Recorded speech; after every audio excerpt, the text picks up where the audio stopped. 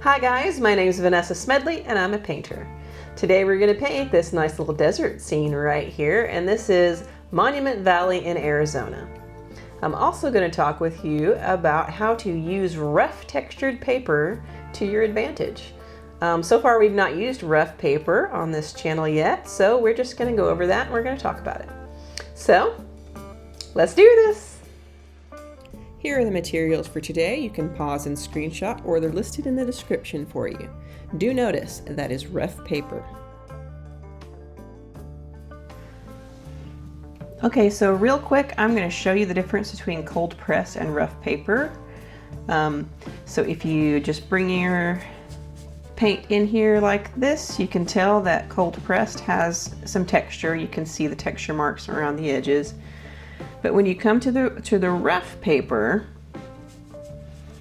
you can see that it's harder to fill the gaps because you need more paint to get to the bottom of the little valleys there. But also, if you go to try to do a dry brush type effect, hold on, it's a little too dry. You get some texture here with cold press, but when you go to the rough, you have a lot more texture.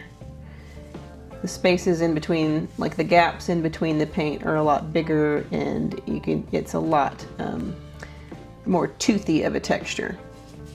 And you can get that effect in cold pressed, but it's just a little less severe, I'd say.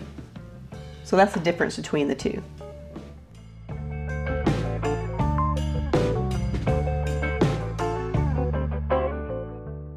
I'm gonna mix my colors for the sky here, and I'm mixing it into old color that I have that I didn't want to waste. So I've got some Cerulean Blue here, and then I've got some French Ultramarine, and then I've mixed some French Ultramarine with some Quinacridone Rose down there at the bottom, and then also some Naples Yellow. So I'm beginning by wetting the entire sky area with a nice Hake brush. I've let it soak in for a second, but then I go right in with my Cerulean Blue mixture, leave a little stripe of the Ultramarine, and then I'm going to start adding in that purple at the top in the cloudy area. Now that I've laid in some of that color, I'm going to come back in with a number 12 round brush, and I'm going to lift some of it out and blend some of it in here.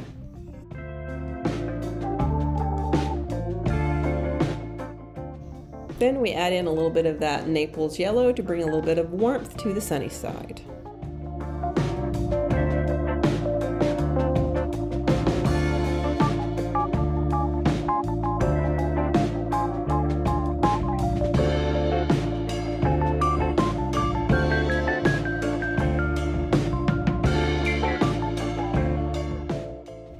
I've allowed all of that to dry, but after looking at it, I think it's a little too light, so I'm going to wet the entire area again, and I'm going to strengthen the colors here. It's not a problem to re-wet an area and paint back over it, as long as you don't scrub the paint back and forth, because if you do, it will pick up the paint and move it. But if you do it lightly and make sure that you're not disturbing the paint underneath it, it's not an issue.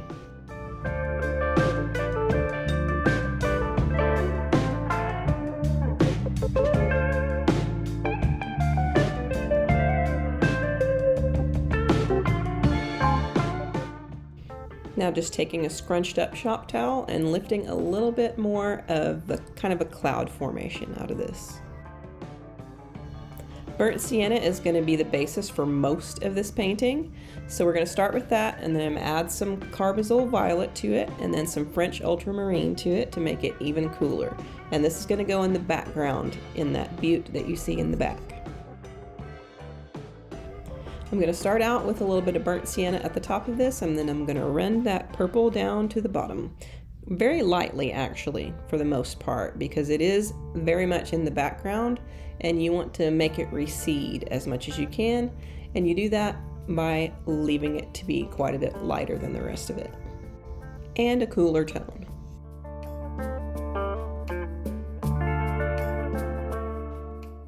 Next, I mix up a nice strong bright pool of burnt sienna, and then I'm going to take another pool and make burnt sienna and add Carbazole Violet to that. That's going to be our shadow color for the butte area.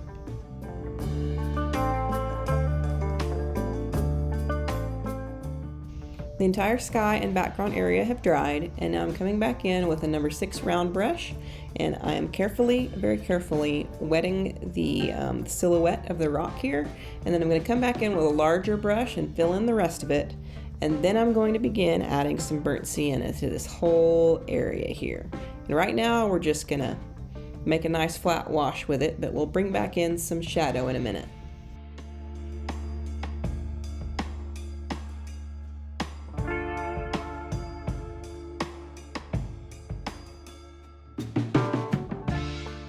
Now that we have all of that covered, we're bringing back in the burnt sienna that I've mixed with the Carbazole Violet, and I am just going to add in some of these generalized shadows here.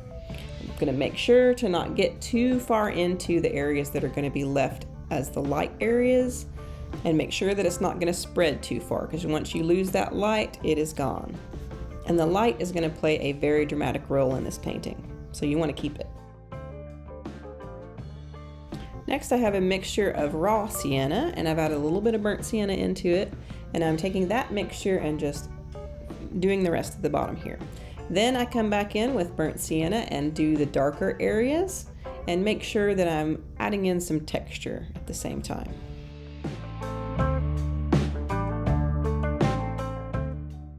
In the very darkest areas, I'm adding in some of that color that has the Carbazole Violet mixed into it, and I'm just making sure to add in some texture.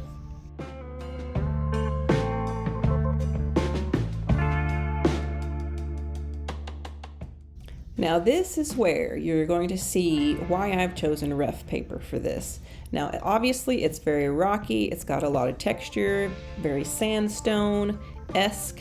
But when you come back in with a nice dark burnt sienna here and you add in all of the texture on the rock here, it's going to be so much easier to dry brush that texture in. So what I've done is I've got a little bit of a dry mixture on my brush, and I'm turning my brush kind of on its side, and I am just scraping that along the paper. And that's giving me that nice rough grainy texture, and it's much easier with rough paper. Rough paper is also really great for stucco or tree bark or anything rough textured like that, maybe animal fur, and it's also really good for loose expressionistic work, but not anything highly detailed. I'm also making sure that I'm skipping around and preserving all of the lightest lights here. That's going to be what shows the sunlight.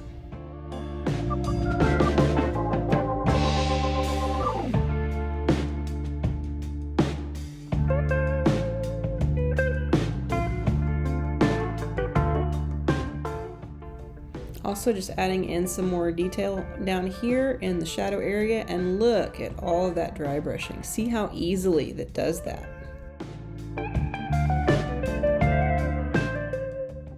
This particular rock formation is actually one of the mittens, as in, yes, like the gloves with the thumbs. It's 2 rock formations that are fairly close to one another, and they look like mittens with the thumbs pointing inward. They are also the most famous and easily recognizable buttes in Monument Valley.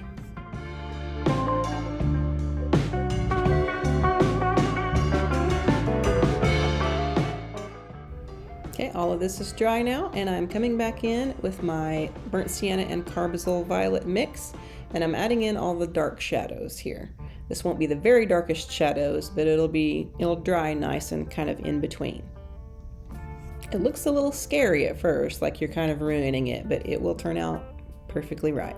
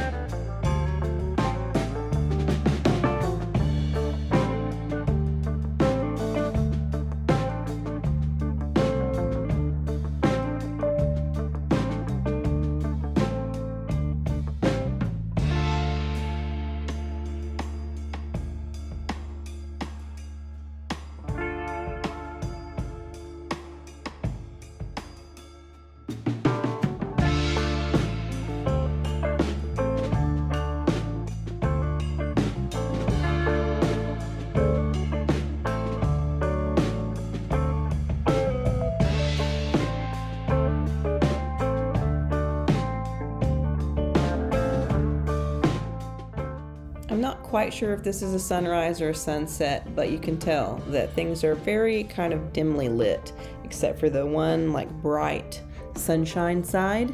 So I'm coming back in with a very light wash of my purple mixture, and I'm covering all of that with a nice shadow. I decided that the lights and the mediums were a little bit too kind of far away from each other, so I'm coming back in and covering up a little bit of the light and making this red kind of a more vibrant burnt sienna red. And now I've got a thicker mixture of my shadow color, and I'm coming back in and adding in the deepest, darkest cracks in this thing.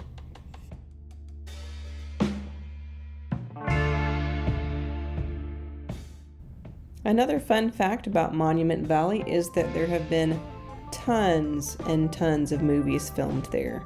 I mean, starting way back in probably in the 1930s with all of the westerns that John Ford produced. There's also a ton of them still being made today, like for instance Back to the Future, Mission Impossible, The Lone Ranger, Transformers, even the Lego movie.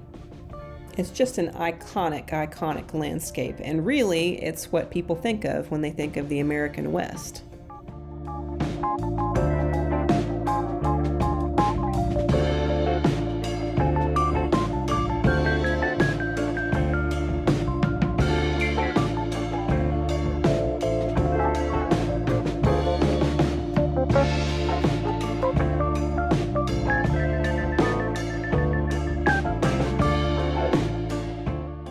Time for all the greenery, so I'm starting out with Hooker's Green. I'm going to mix in some Burnt Umber and a little bit of Payne's Gray for the darker of the two greens that I'm going to be using.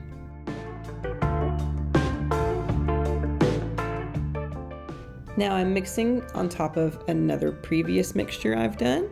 Don't want to waste that paint this time. I'm mixing Cadmium Yellow, Cobalt Blue, and a little bit of Sap Green.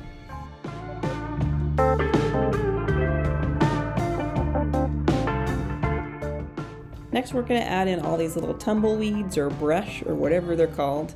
So I'm starting with my lighter green, and I am not adding any detail. These are just dots at this point because they're so far away. And then I'm adding in the darker color at the bottom for shadow, and I'm just going to go ahead and cover the whole area with all of these little guys.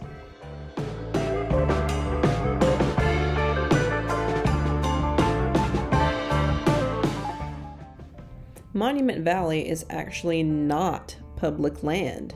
It is owned by the Navajo Nation, and 10 families actually make their home in the park. Because of this, it would be considerate and respectful to stick to the marked trails.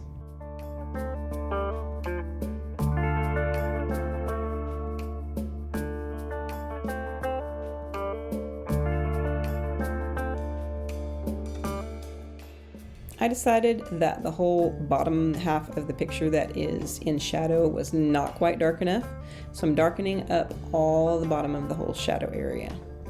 And I am going right over the top of all that greenery, which is a little risky, but it didn't end up smearing much, so I'm great with it.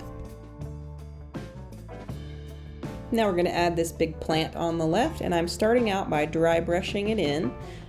Using my lighter green of the two, and I'm just giving that kind of a generalized feel, and then I'm coming back in with my darker green and add the shadow parts, and then we'll add detail here in a minute.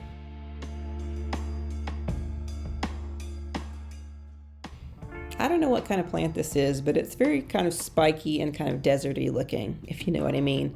So I've mixed up some nice dark brown with Burnt Umber and Payne's Gray, and I'm adding in the trunk type areas and the thorny type areas, the spiky parts, with a number 6 round brush.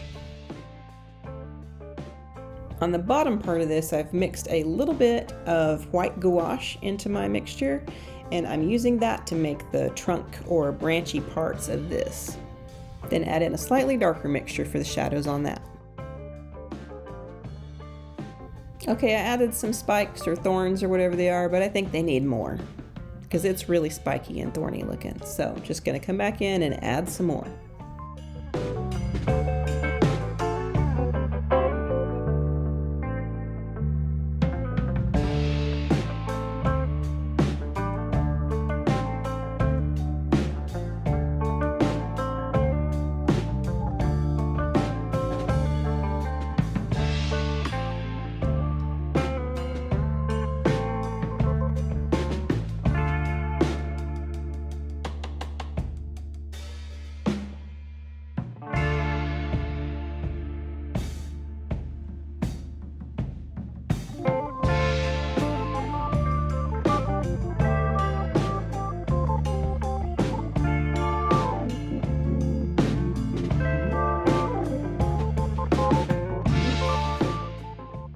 And here's the finished product with all the tape removed and dried and signed and all of that kind of stuff.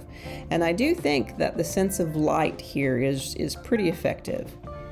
But I also hope you can see what kind of an advantage that rough paper can give you in this kind of setting here. And there you have it, a nice little desert scene that really makes me want to find a coyote and a roadrunner and see how they interact.